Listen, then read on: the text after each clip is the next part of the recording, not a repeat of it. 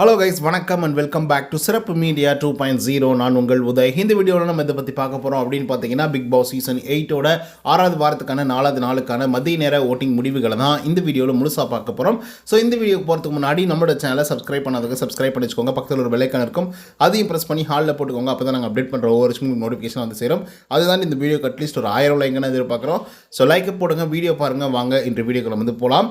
இந்த வாரத்தை பொறுத்த வரலையும் 13 பேர் வந்து நாமினேட் ஆயிருந்தாங்க. அந்த 13 பேரில் நம்பர் 1 பொசிஷனில் யார் இருக்காங்க அப்படின்னு பார்த்தீங்கன்னா, நம்மளுடைய சௌந்தர்யா அவர்கள் தான் வந்து இருந்துட்டு இருக்காங்க. அவங்க வாங்கிய ஓட்டுகளோட எண்ணிக்கை அப்படின்னு சொல்லி பார்க்கும்போது 65,812 ஓட்டுகள் ஆகும்.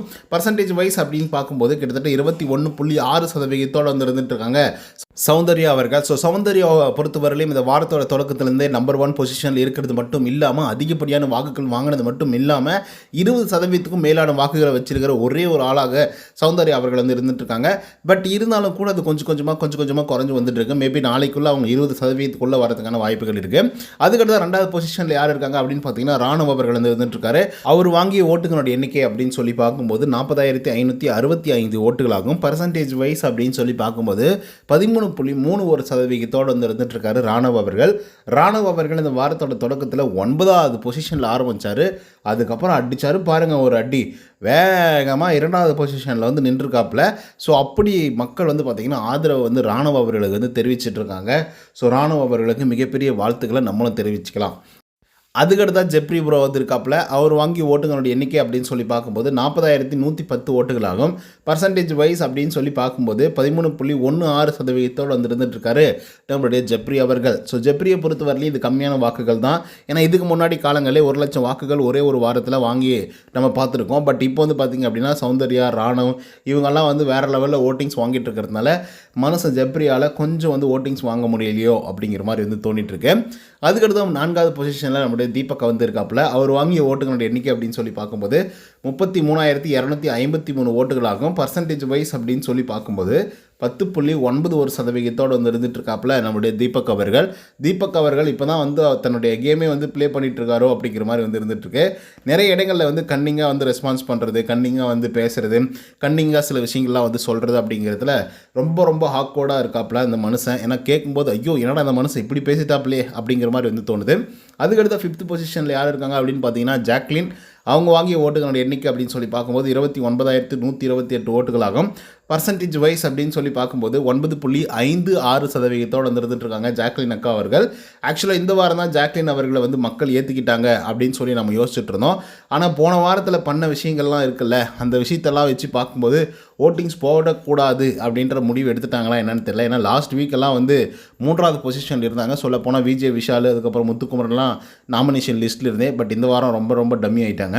அதுக்கடுத்த 6th பொசிஷனில் ரஞ்சித். அவர் வாங்கிய ஓட்டுகளோட எண்ணிக்கை 22,925 ஓட்டுகளாகும்.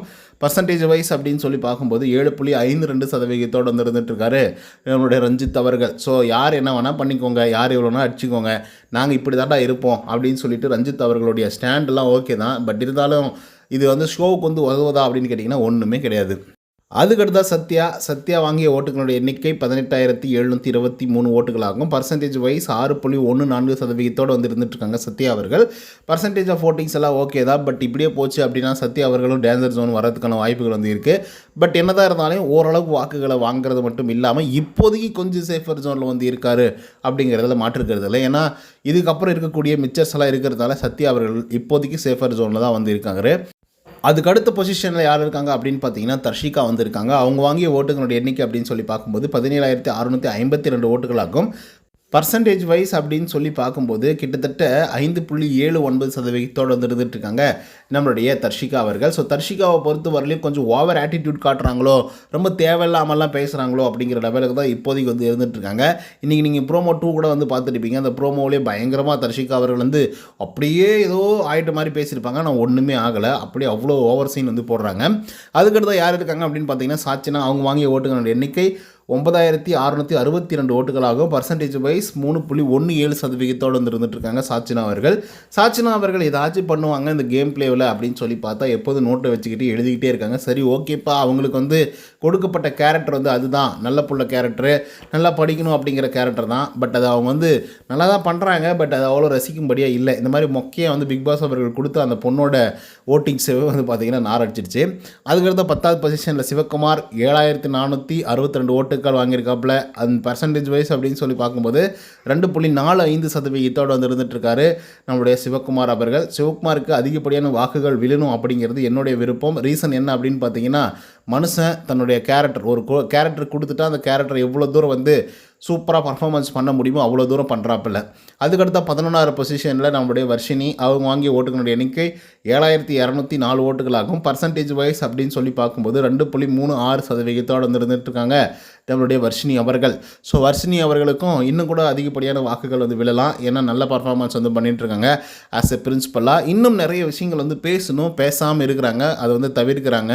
பட் பேசினா மட்டும்தான் அவங்க வந்து எவாலுவேட் ஆகுவாங்க, பயங்கரமாக வந்து கூஸ் பம்ப்ஸ் பெருசாகிறதுக்கு வாய்ப்புகள் இருக்குது. அதுக்கடுத்த 12வது பொசிஷனில் நம்மளுடைய மஞ்சரி அவர்கள் வந்து இருக்காங்க. அவங்க வாங்கி ஓட்டுகளுடைய எண்ணிக்கை 6296 ஓட்டுகளாகும். பர்சன்டேஜ் வைஸ் 2.07% வந்து இருந்துகிட்ருக்காங்க நம்மளுடைய மஞ்சரி அவர்கள். ஸோ மஞ்சரியை பொறுத்தவரையிலையும் நல்ல பேச்சாளர், நல்ல திறமைச்சாலி. அண்ட் இன்றைக்கி ப்ரோமோஷனில் கூட வந்து பார்த்துருப்பீங்க, அண்ட் லைவில் கூட பார்த்துருப்பீங்க. ஸ்டூடெண்ட்ஸை வந்து பயங்கரமாக ஹேண்டில் பண்ணுறதுல இவங்களும் வந்து பார்த்திங்கன்னா கை தேர்ந்தவர்களாக வந்து இருந்துகிட்ருக்காங்க. ஸோ இவங்களுக்கு ஒரு வாய்ப்பு கொடுத்தா இன்னும் கூட அந்த ஆட்டத்தை சுவாரஸ்யப்படுத்துவாங்க அப்படின்ற மாதிரி வந்து தோணுது. அதுக்கடுத்த 13வது பொசிஷனில் யார் இருக்காங்க அப்படின்னு பார்த்தீங்கன்னா நம்மளுடைய ரியா கான் அவங்க வந்து இருந்துகிட்ருக்காங்க. அவங்க வாங்கிய ஓட்டுகளோட எண்ணிக்கை அப்படின்னு சொல்லி பார்க்கும்போது 5897 ஓட்டுகளாகும். பர்சன்டேஜ் வைஸ் அப்படின்னு சொல்லி பார்க்கும்போது 1.94% வந்து இருந்துகிட்ருக்காங்க ரியா அவர்கள். ஸோ ரியாவை பொறுத்தவரையிலும் கூட மஞ்சரி எப்படியோ அதே மாதிரி தான் ரியா. ஆனால் ரியா அவர்கள் வந்து வேலிடான இடங்களில் வேலிடான பாயிண்ட் வந்து சொல்ல மாட்டேங்கிறாங்க. தேவையில்லாத இடங்களில் வந்து பார்த்திங்கன்னா பாயிண்ட்டை சொல்கிறேன் அப்படிங்கிற பேரில் வந்து போய் மாட்டிக்கிறாங்க. ஸோ இப்படியே போயிட்டுருக்கிறதுனால தான் ரியா அவர்களுக்கு கம்மியான வாக்குகள் விழுது அப்படிங்கிறதுலேயும் மாற்றுக்கிறதே கிடையாது.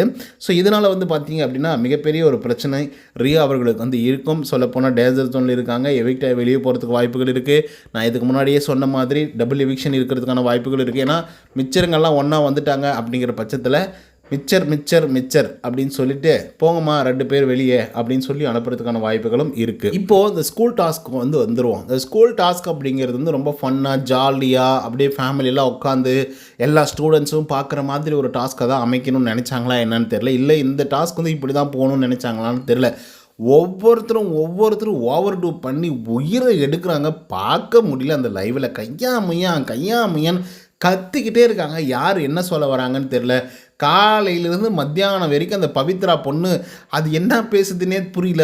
வேக வேகமாக வந்து பேசுது. கையாமையான்னு கத்திக்கிட்டே இருக்குது. இந்த பக்கம் பாய்ஸ் வந்து ஏதோ லவ் பண்ணுறேன், இதை பண்ணுறேன், அதை பண்ணுறேன்னு பிரச்சனை பண்ணிகிட்டு இருக்கானுங்க. என்னடா டேய், ஸ்கூல்னால் இப்படி தான் இருக்குமாடா? நீங்கள்லாம் ஆக்டிங் கிளாஸஸ் எல்லாம் போயிருக்கீங்களா ஃபஸ்ட்டு? சரி ஓகே, ஆக்டிங் கிளாஸ் கூட நீங்கள் போயிருப்பீங்கன்னு வச்சுக்கோங்க. ஸ்கூலுக்கு போயிருக்கிறீங்களா? ஸ்கூலுக்கு போனாங்க என்ன இப்படியா வந்து பிஹேவ் பண்ணுவாங்க? உங்களுக்கு கேரக்டர் கொடுத்துருக்காங்க தான், அதை செட்டிலாக பண்ணுங்கள். அப்படி கத்திக்கிட்டே இருக்கிறீங்களா டே அப்படின்ற லெவலுக்கு தான் ஒவ்வொருத்தனும் ரொம்ப ஓவர் டூ பண்ணிகிட்ருக்காங்க. ரொம்ப ஓவர் டூ பண்ணிகிட்ருக்காங்க. ஸோ இந்த ஓவர் டூவெல்லாம் வந்து கண்டிப்பாக விஜய் சேதுபதி அவர்கள் வந்து அட்ரஸ் பண்ணுவார் அப்படின்னு நான் எதிர்பார்க்குறேன். ஸோ இப்போ கூட லைவில் வந்து பார்த்திங்க அப்படின்னா தர்ஷிகா வந்து அந்த லவ் மேட்ரு யாரோ வந்து பாத்ரூமில் வந்து அவங்களுடைய பேர் எழுதிட்டாங்க, விஜய் விஷாலோடைய பேரோ தர்ஷிகாவோட பேரும் அப்படின்னு சொல்லி பேசுகிறாங்க. அப்படின்னு நரம்பு புடைக்க அந்த அப்படியே கழுத்தில் எல்லாமே தெரியுது, நரம்புகள் மொத்தமே தெரியுது. அப்படியே அந்த நரம்பெல்லாம் வெளியே வந்து கீழே வாய் வழியே வந்துடும் போல். ஸோ அந்த லெவலுக்கு வந்து பேசிகிட்டு இருக்காங்க. எதுக்கு அவ்வளோ முட்டை கொடுத்து பேசணும்னு எனக்கு வந்து தெரியவே இல்லை. This is a task. So அதை ஸ்போர்ட்டிவாக எடுத்துகிட்டு போங்க. சரி டாஸ்க்காக இல்லை அப்படின்றது போது கூட நீங்கள் வந்து கோவப்படலாம், டென்ஷன் ஆகலாம், இல்லை சண்டை போடலாம், என்ன வேணால் பண்ணலாம். இது டாஸ்க் அப்படின்னு தெரிஞ்சதுக்கப்புறம் சட்டிலாக கொஞ்சம் ப்ளே பண்ணுங்கள். டீச்சரை பார்த்து அப்படியே கண்டமேனி கேள்வி எழுப்புறீங்க. டீச்சரை அப்படியே எதிர்த்து அவ்வளோ ஒரு ஆக்ரோஷமாக பேசுகிறீங்க. அப்போ டீச்சர்லாம் என்ன தக்காளி தொக்கா? இதுலேருந்து புரிஞ்சுக்கோங்க மக்களே. நீங்கள் ஒரு வேளை பசங்க வச்சிட்ருக்கீங்க, அதே மாதிரி நீங்கள் வந்து ஸ்கூலில் வந்து சேர்த்துறீங்க, ஸ்கூலில் வந்து ஒரு டீச்சர் வந்து நம்ம பசங்களை வந்து கண்டிக்கிறாங்க அப்படின்னா அவங்களோட ப்ரெஸ்டேஷன் எவ்வளோ தூரம் இருக்கும் அப்படிங்கிறத யோசிச்சு பாருங்கள்.